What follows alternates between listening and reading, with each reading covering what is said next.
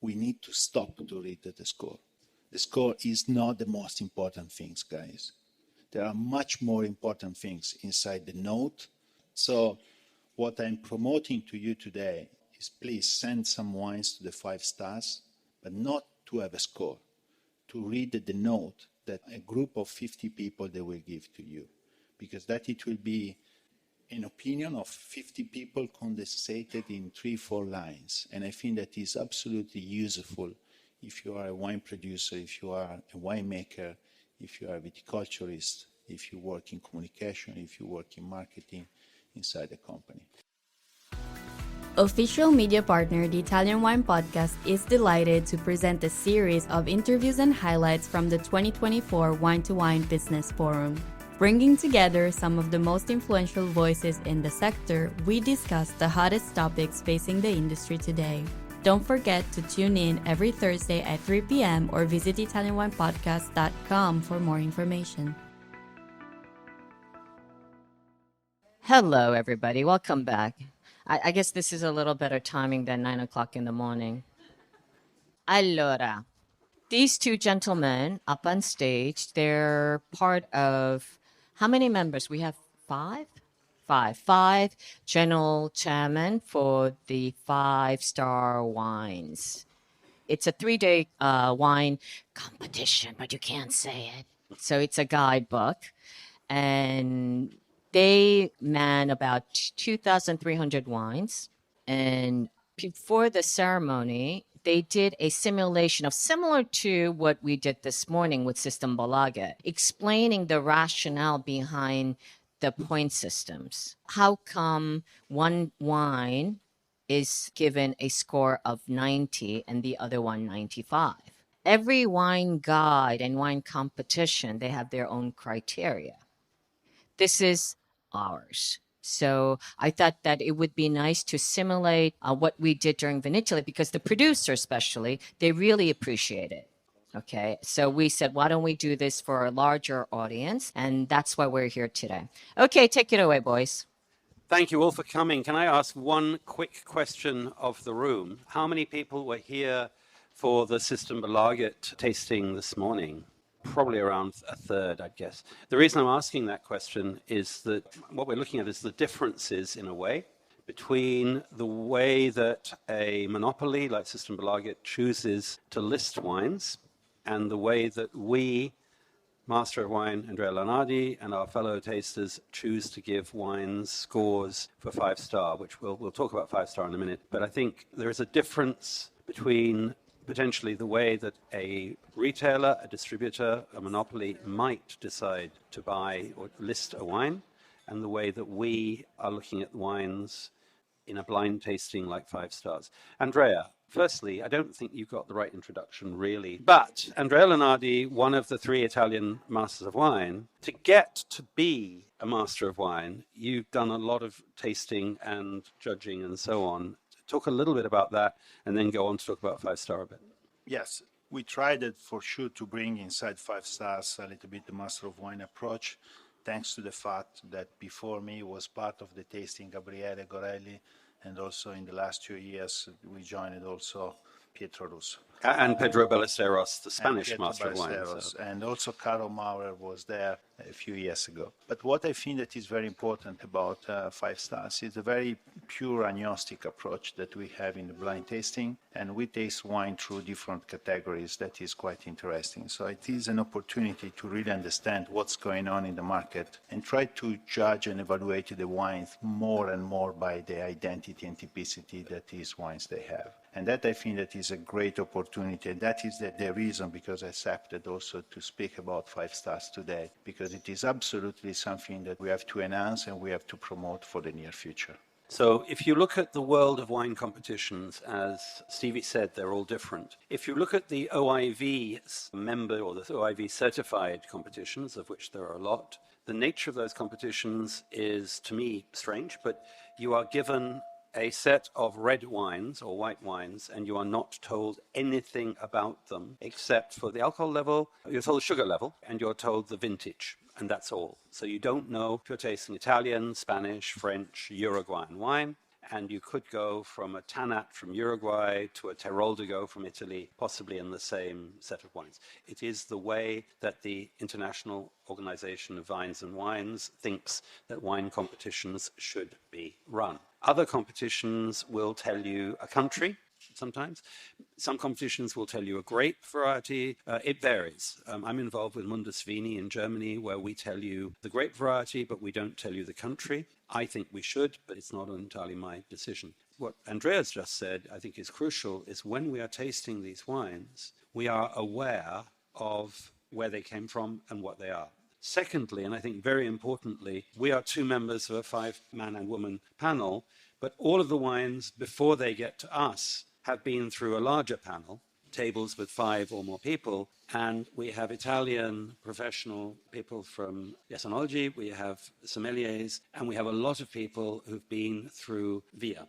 Yeah, and that is very interesting to see the difference between how the winemakers they are tasting versus journalist, opinion leader, or bias they are tasting. I give you an idea. Normally, especially in Italy, for a mental culture, a winemaker tastes by faults. So he's looking to find what is wrong inside the wine.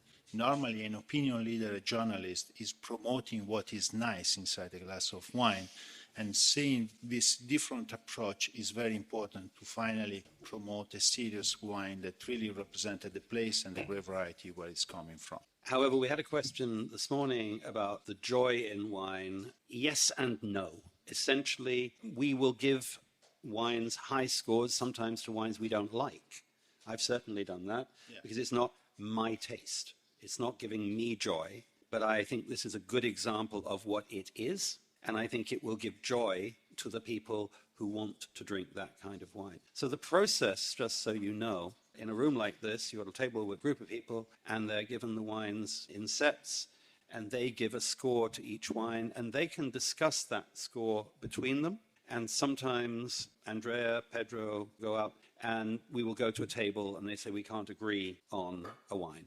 And we then taste the wines with them and we listen to what they say. So this is, to me, a crucial thing. If you're ever involved in a wine competition, and one of the reasons I hate the OIV system, in case you hadn't realized that, is that you're not supposed to discuss anything. You're supposed to give a score and hand in your paper, and then the computer will give the medal. And even worse, they will take the top mark and the bottom mark off, so that if you really liked the wine or you really hated the wine, your score didn't count. So you thought there was Brettanomyces. You couldn't tell anybody else at the table. You just gave it a low mark, and they didn't notice the Brettanomyces, and your mark is taken out. On the other hand, you thought the wine was really subtle, elegant, interesting, but maybe a little light-bodied, but you liked it. The same thing can happen. So the nature of 5-star is that each table is expected to discuss, and then when we get the wines, we are discussing. I'll explain in a second, or Andrea will, why we are doing what we're doing. Why do we not just leave it to the tables? But the thing I will say to you is if ever you're tasting at a competition, you should be learning from that experience. I learn from every wine competition that I do, and when somebody says, I don't like this wine, you say, why don't you like it? And they say something, and they say, the oak. Do you think the oak is natural oak or chips? Actually, I think you're right. I think that oak isn't really quite as nice, and I'm going to come down a bit, or whatever. There's always, to me, if you're not learning from a tasting event, then you're not tasting. I would like also to express why I'm inside. I'm a winemaker. First, I'm an agronomist. Right now, I'm working in consulting. But as a producer and before as a CEO of a company, I was looking... Batani is the one. I was looking to define how the people they are tasting. I want to give you something that I was writing early this morning. What is very important every day in our normal business, it doesn't matter if you're tasting, it doesn't matter if you're reading, it doesn't matter whatever you are doing, is to be very objective.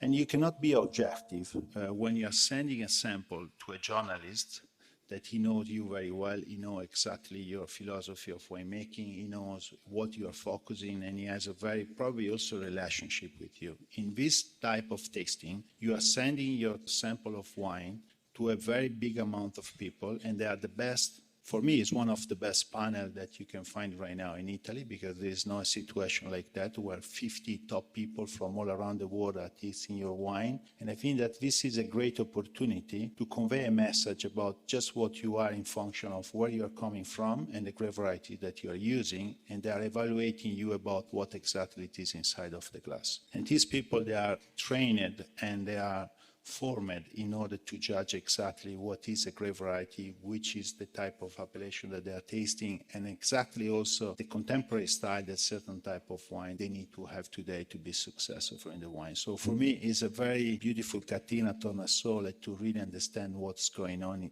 really in a very objective and agnostic way, what is inside your bottle of wine. So the question that should be in your minds is, if you have 50 good tasters out there, why do you need 5 people, the general chairman, sitting in another room tasting the wines again? Well, the 2 reasons. One is disagreement on the tables. We look and see, is there a range of marks? Because maybe that question, as I said, of Brettanomyces or subtlety or whatever. Secondly, you have 2 tables or 3 tables tasting the same style of wine. One table is more generous. So our job is to really just polish what has happened in the main room. And it's a wonderfully convivial experience, certainly for me as a taster, because I have a set of wines, I'm tasting them, I know what mark has already been given, and I think, yep, this is a 92-point wine. And we're tasting specifically the wines that have had differences and the higher marked wines, or wines that have got a low mark that we want to know why. And when I find this has got 92 points, yeah, it makes sense. This has got 92 points, I'm not sure. To me, I think there's something. And then I will pass it to Andrea, and we are then very collegiate. 2 or 3 of us will be looking at those questions. And we're not changing many things, but we're looking at the why of these scores. And I think that becomes a very useful experience. So any wine that you see in the book that has got 92 points or 93 points or whatever the points are, and they're all over 90, has been through those 2 levels of tasting. You can disagree with it or agree with it, but it certainly has had a lot of effort of looking at it. But I'm going to say one thing, because if I don't, I'll forget it. Andrea and I have just tasted all of the bottles of the wine that has been served to you today. One of them was under DM. So we didn't taste all of those. The other 2 were under natural cork. One of them was under expensive natural corks. And between us, we pulled out 3 bottles out of 12, I think, probably, that were not obviously corked. They did not obviously have a TCA mushroom smell, but they were flatter, just less fruit, drier. And there's no secret, it is actually the 3rd of these wines, which has already got some tannin. And if that bottle of wine went to a tasting, like 5 Star, the group maybe threw it out. And then it comes to us, and it's our job, which we don't always get right, but it's our job to go, maybe this isn't as good, can we have another bottle? The problem is when you don't know what it could be, that doesn't always happen. So to you as producers, how many producers in the room? How many of you test your corks when they come in? In other words, put them into neutral alcohol or white wine. How many are you making samples of different corks for the same wine? And you are tasting regularly every 6, 9, 12, 2 years. Okay, so if you're going to use natural corks, if you want to play the serious game, you need to have this knowledge today. Yeah. Otherwise, you can be seriously attacked by a faulty bottles that is not corked bottle, but it is a faulty bottles that go through an evaluation from top people that they are tasting. And if the tannins are dry, not because you made dry tannins, but just because the cork dried the tannins, that is the final result that you will have inside your note. And by the way, any of those of you who are making wine and you say, I don't filter, which is a nice thing to say, just remember, if there's any Brettanomyces that is alive in the wine that you put into a bottle that you didn't filter, by the time it arrives at our tasting, maybe there's more Brettanomyces. But if I taste Brettanomyces on a red wine in a competition, even a little, and somebody says, oh, it's okay, it's adding complexity, it's just part of the character. To me, I always remember at a different competition, somebody giving me a disgusting Italian red wine, which had Brettanomyces to here. And they said, what do you think of this? And I said, I said, it's disgusting. And they said, you in your competition gave this wine a trophy 2 years ago. Because when we had it 2 years earlier, the Brettanomyces was not a problem. But over that time, in that bottle, it became a problem. So if you're not filtering, just remember that that wine could change in a bad way as well as a good way.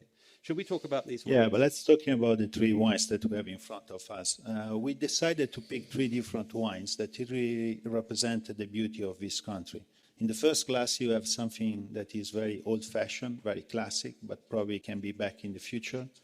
In the last wine on the right side, you have a wine that really represents what is very trendy, contemporary today on the market about red Italian wines. And in the middle, you have something that is very cool, it's very pop. It might be interesting for the near future. All the three wines are absolutely expressing an identity about the grape variety and the place where they come from. And that is the reason because these wines, they were scored with very high scores. So please have a tasting of the first three, and after that, let's give 1 minute, and after that, we will come back to you.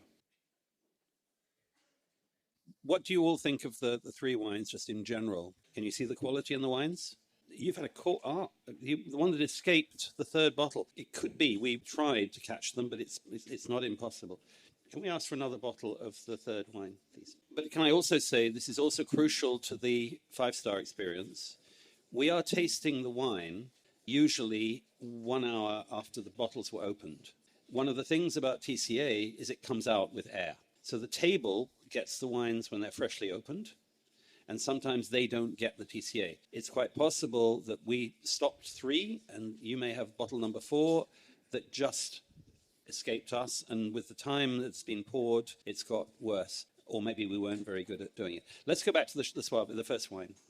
Let's try to describe this wine, and I want to refer to something. Many times when I was in the beginning of my stage in the Master of Wine program, I got the chance to discuss with people and see some lesson where they were saying that Italian white wines are very flat, they are not aromatic, and that are very difficult to recognize what they are. And when they are red wines from Italy, they are very tannic, so they have a very high level of tannins, they have a pale color, and they are quite oxidized with some VA on the nose. This is what a lot of general people in the wine business, they're thinking about Italian wines. I totally disagree with this approach. I think that this country, it is absolutely full of an identity in the different region. And even if you are tasting a non-aromatic grape variety inside the white wine, there is a lot of identity.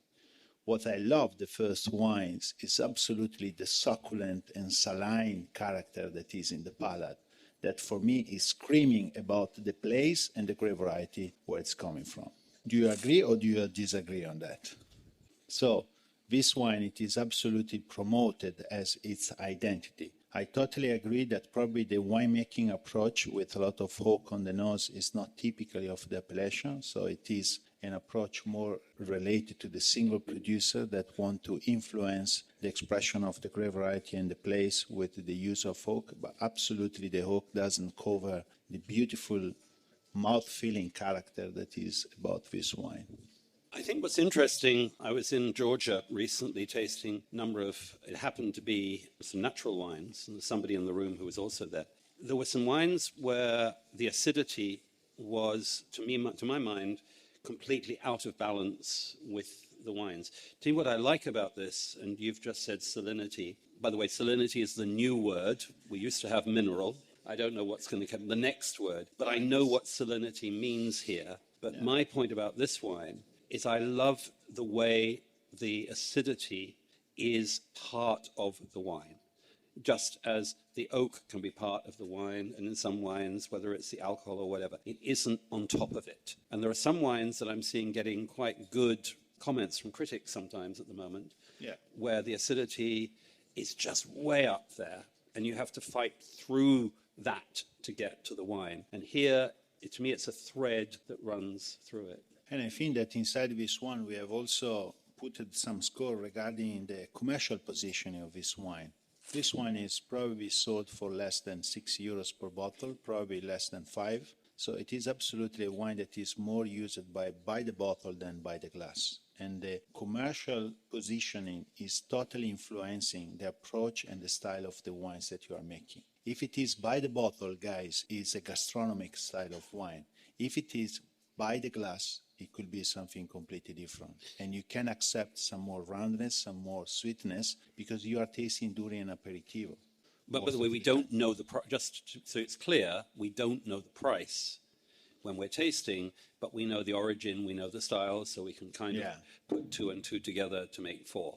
But essentially, we're not tasting a €3 wine or a €30 wine with that in our mind. But if it says Brunello or it says Barolo, that kind of gives us an indication. Thanks to the fact that you know the appellation, you might also recognize you can put a range of price that normally people, they don't know. And I think that it's very important to set the expectation that you have inside a glass of wine.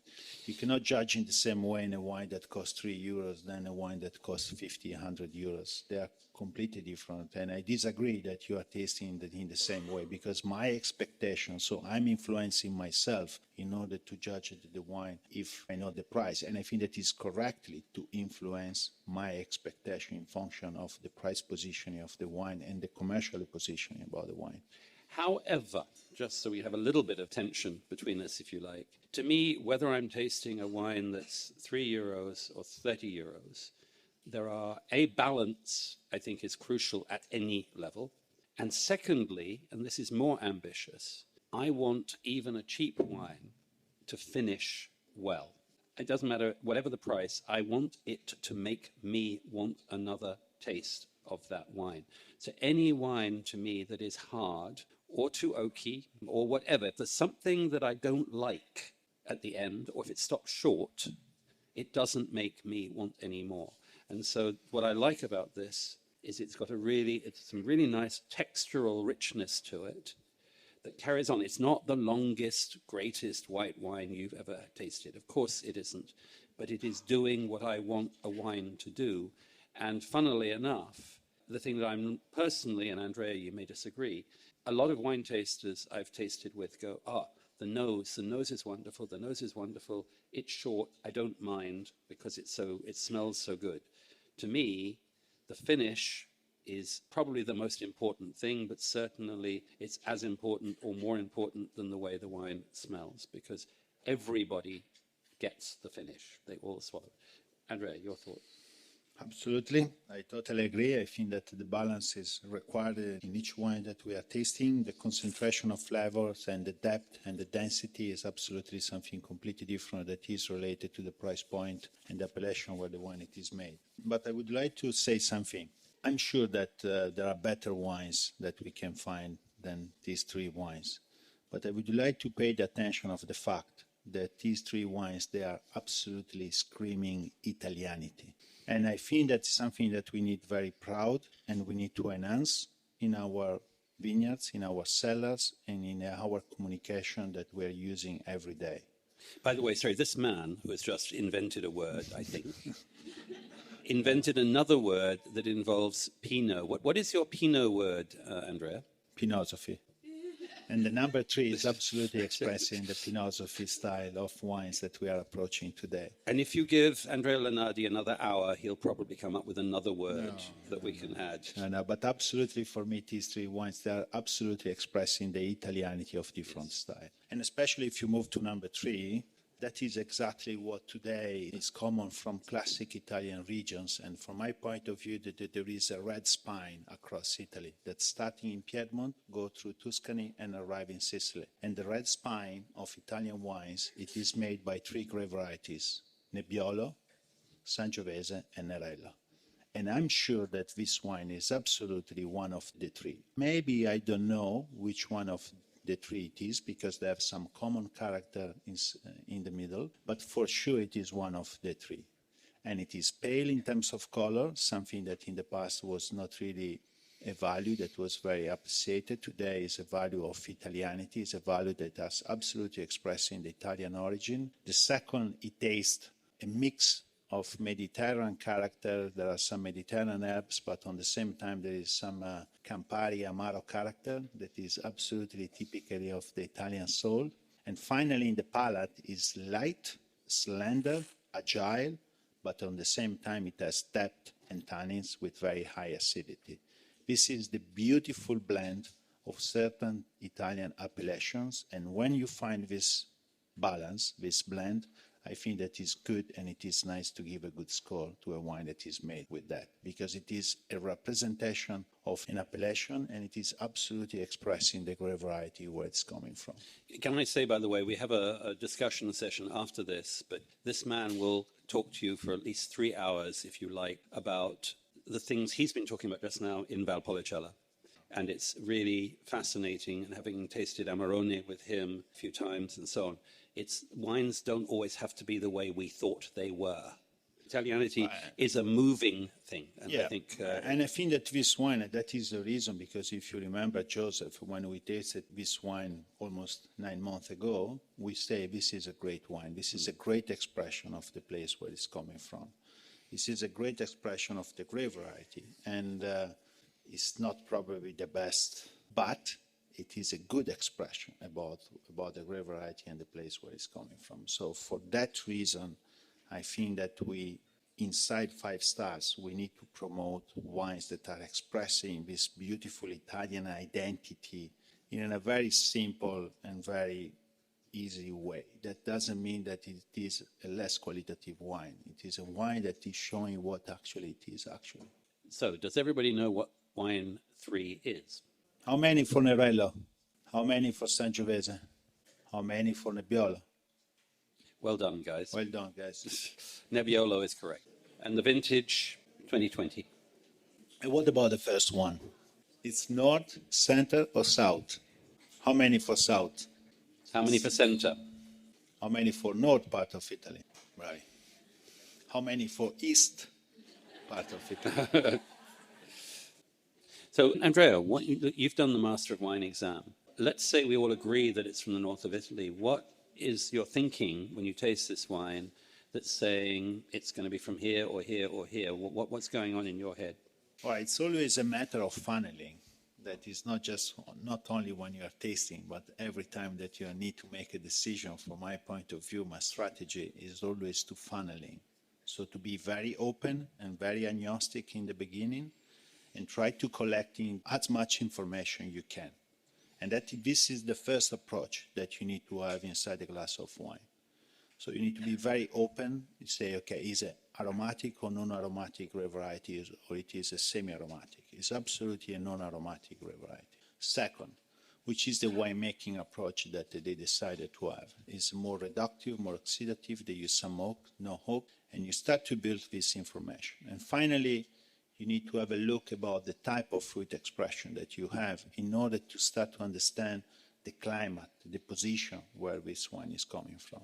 Look this wine. This wine has an acidity that is typically of a cool region. It has a very moderate level of ABV, so it's confirming the fact that it's from a cool region. But the fruit is quite overripe a little bit. So there is some citrus character, but this citrus character is quite confected. And that is starting to give you some opinion. And that is the reason, because people in the room, they say, oh, this wine is from the south. And probably people that they were thinking from the south, they were thinking about Etna. Because many times Etna wines, they can have this confected fruit with a very fresh mouth feeling. And that is related to the sun. And this wine is coming from a place on the north part of Italy where you can replicate some climate condition typically than Mount Etna, because you have the sun, and the sun is coming not from the latitude, but is coming from the reflection of the soil, because it's coming from a volcanic region. So you have the heat of the light, and that really overripe a little bit the expression, but it's coming from a cool region, and that is from Soave. And what is confirming about Soave is the salinity, with lovely crunchiness and very succulency that you have in the palate, that is absolutely bringing you, it is typically of the appellation, especially both in volcanic or in white limestone in Soave, you have this aspect. More saline in white limestone, more succulency in the volcanic side. So the only wild card, if you like, is the oak, Yeah. which you may not have expected in Soave. Yeah, you are not expected, and for that reason, this one, it was a winner inside the organic category. So this was not necessarily our best soirée in the five-star tasting.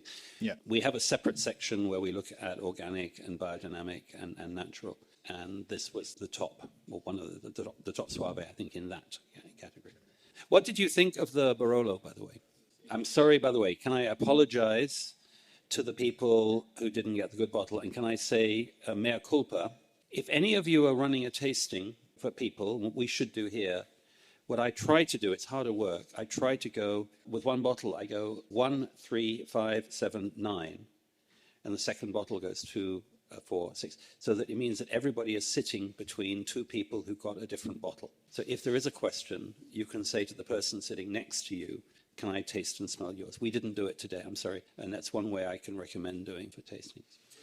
I have a question for you.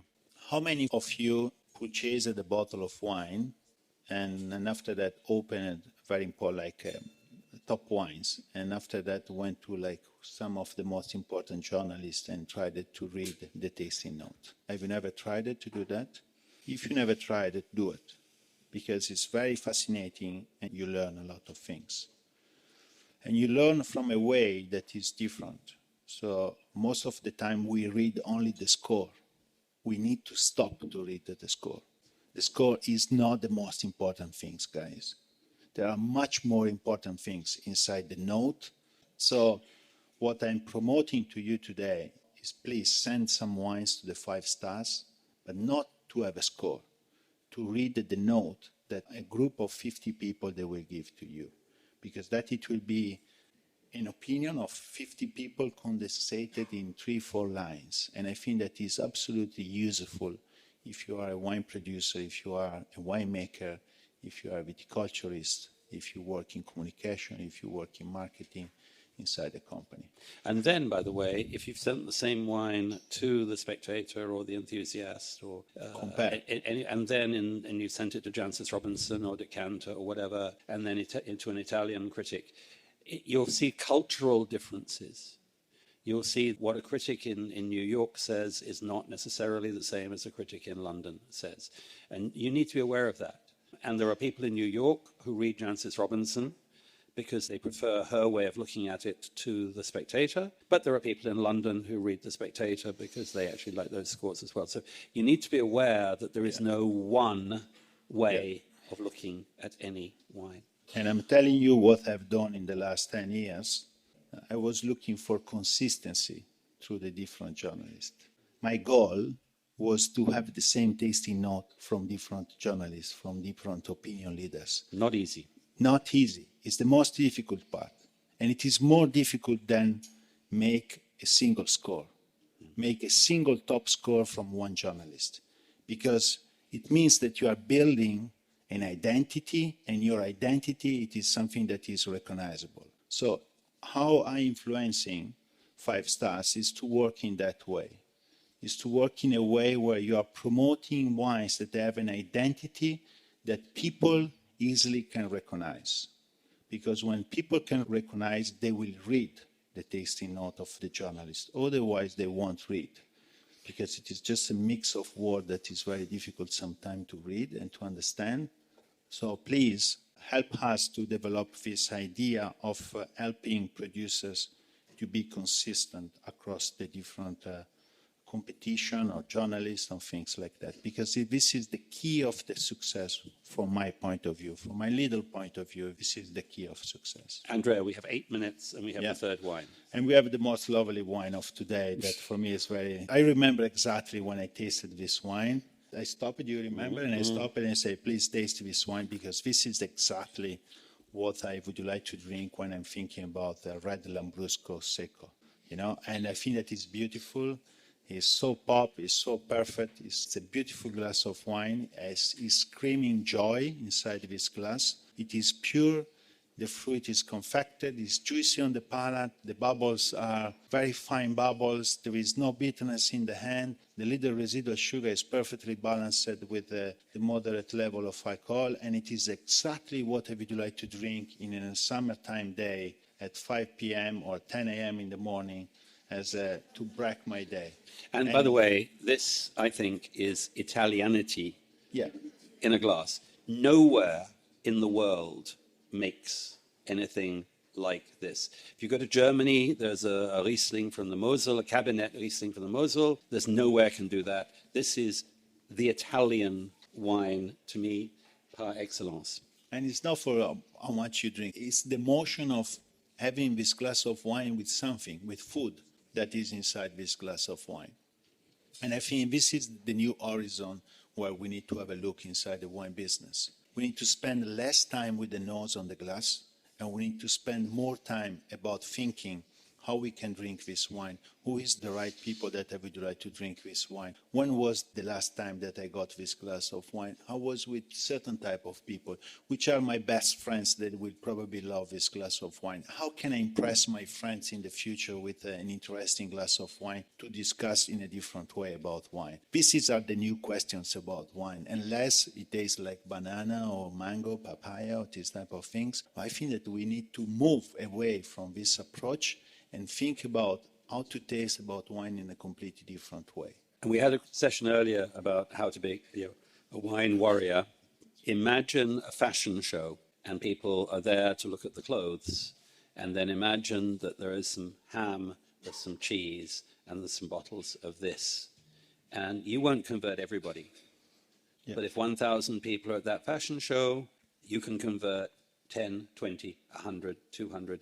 And to Gino Colangelo's point earlier, make sure that you have ways of continuing to communicate with those people in the future. And that is, to me, one of the strongest ways we can work for Italian wine and for wine in general.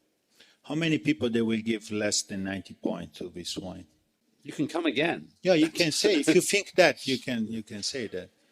How many people they will give between 90 to 92? Just a few. How many from 92 to 95? Nice. How many above 95? That's good. I think that this is exactly what this wine got. I think that it got 93 point score, and it is exactly what it is. A beautiful glass of wine that costs nothing for the score that is between 92 and 95. And it is absolutely expressing the beauty of this wine. But we need to be open in our attitudes. We need to look at a Lambrusco and say we're giving a Lambrusco a higher score than we gave to some Brunellos and some Barolos. That's fine. And some of those Brunellos and Barolos are okay wines. The people who are buying them will be happy with them. But the people who are buying this will be happier with this than the people who are buying those 89-point wines will be happy with those. And what Stevie is doing inside 5 Stars is absolutely remarkable for the Italian wines. We have to say a special thank you to these women about how so we're going to repeat it over and over again because she's not here at this minute. About putting a lot of energy in this competition. And there is only one problem about this aspect, the name. We don't have to call any more competition because we do not compete with anybody else. We are competing just with ourselves. And we are competing to a group of people that they try to evaluate how we are and how we express and how we are communicating. Because remember, most of the time, we produce something that we cannot communicate by using words, by using publicity or other stuff, but we can communicate only by what it is inside the glass of wine. So it must be something that is readable. And the wines that we are scoring with higher points, I always say to Joseph, we need to put points in wines that are expressing exactly what they are. Because think about the consumers, the people that we have in front of us. They need to understand wine and they need to drink wines that are readable so they can enjoy without thinking and overthinking for days. Because that is the new border of communication in order not to make people worried about wine, but to make people joy and happy about wine. And finally, just to pick up on that, we are all talking about promoting wine. I don't think we can promote wine. I think wine is far too big and too complicated and too various to promote. I think we need to promote it wine by wine. We need people to fall in love with one wine and then another wine and another wine. You don't promote beer, if you like, you promote specific beers. You can promote Italy, but ultimately we promote Verona. we promote Rome, we promote Treviso, we promote places because it's the place. People don't say, I have a great memory of Italy. They have a memory of the place they were in Italy and the moment they had there. And in fact, we heard Karen McNeil in her video saying people remember specific glasses of wine, specific experiences. And that, to me, is what we should be trying to do at every price level. And you know, during a day where you are tasting, I think that last year I did a day with 180 wines, did 140, 140. He's not competitive, you realize? You know, after 100 wines, you have a glass of that and you drink. You don't spit because you absolutely need something to refresh your palate. But in any case, please send your wines to 5 stars and please don't have a look in the score, but have a look in the tasting note and try to work on that for the following years and try to see if there is any difference about possible changes that you can make inside your winery, winemaking approach and communication. Thank you so much. And also, please look beyond your region. Look at all of the comments of the other wines because that will teach you where the market is going across wine and across Italy. Thank you very much.